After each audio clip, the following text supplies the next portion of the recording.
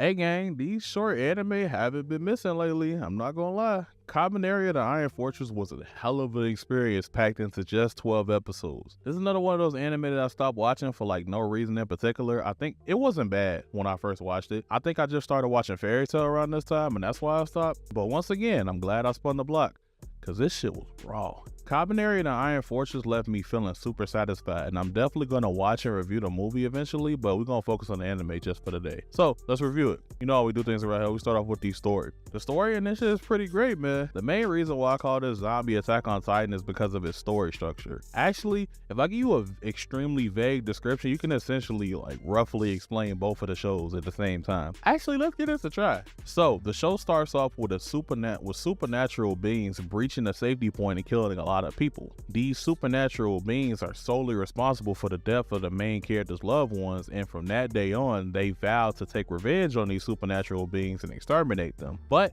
there's a twist. They are closely related to these very beings that they want to exterminate, and they actually have the powers to relate to.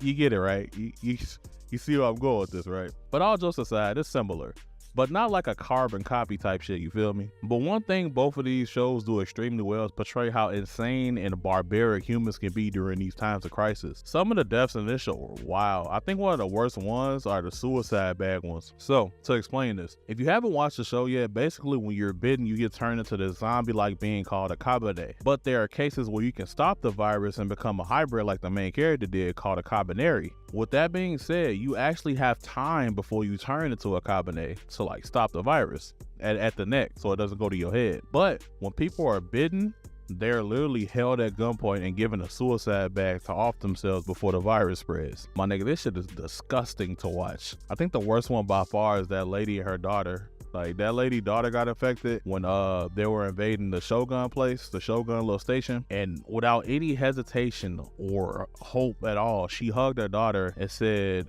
"Don't be scared," and just used the bag and killed both of them. He killed herself too. Like, I was like, yo, whoa. Like, some of these deaths in this are extremely wild. The story of Kabaneri is a bit more simplified, but that's not a bad thing, I promise. It's kind of wild to think that a lot of disasters that happened in this show were fueled by one man's attempt at vengeance on his father. So I thought that was a pretty solid story element. That's a little wild. It's a little extreme to go, but it was a cool switch up nonetheless. I also like the risk of them turning fully into a Kabaneri too. It adds more attention when you see them lose control sometimes. I think that was a really good story element too, and due to the lack of blood type thing. Overall, you won't be disappointed by the story in this show no matter what. So let's move on to the characters and the character interactions. The characters in this show are really cool. Our story follows our main character, Ikoma. Ikoma is basically he's a really good main character. He's another one of those elite strategist type characters that I like. He's extremely smart and he's really reliable, except for that one time, but that really wasn't his fault for real. His backstory is kind of fucked, gang. I ain't gonna lie. Cause he watched his sister get bit,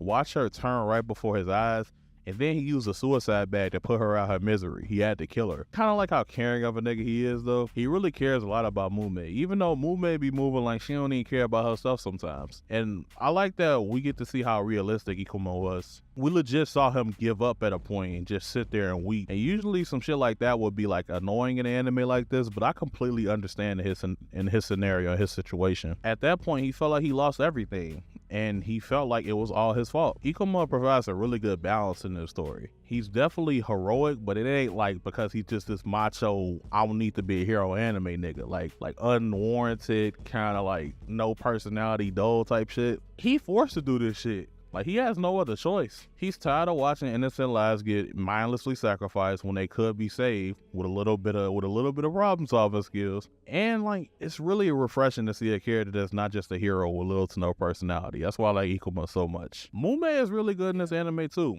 I'm not gonna lie, this one self-destructive motherfucker. She's really naive sometimes, but that's because she's been led on to believe bullshit from her bitch-ass brother. Bitch-ass nigga. She blew me at that station, I ain't gonna lie. When they were trying to clear that pathway, she blew me. Her belief in that the weak die and the strong survive thing really pushed her brain away from reality. It almost got her killed a few times, but at least she came around in the end. I'm glad she finally realized that Ikoma has her best interest in mind. I ain't gonna lie. She raw as hell though, regardless of all that. She's a cool ass character. Her fight scenes are crazy good. She's just super skilled. Her motive's pretty simple. She's a really good person at the core. She's just misguided. That's the only thing about her character. She's just misguided, but that's how they wrote her to be, so there's no complaints here. The rest of the cast in this anime was really good too. Lady Ayame is really likable. Takumi is cool. Biba is a great main antagonist in my opinion. Yukina can have whatever she wants from me anytime she wanted. Kurusu was kind of goofy at the start. He was kind of an annoying lame ass nigga at the start, but he came around. Even a couple of Biba's subordinates ended up being pretty solid characters. Of course, like a lot of these characters didn't have ample time to be fleshed out for real because this anime is so short, but for the time that they were on screen, they definitely did a really good job with some of these characters, and it gave them a decent amount of depth too. Overall, the character writing is great in my opinion.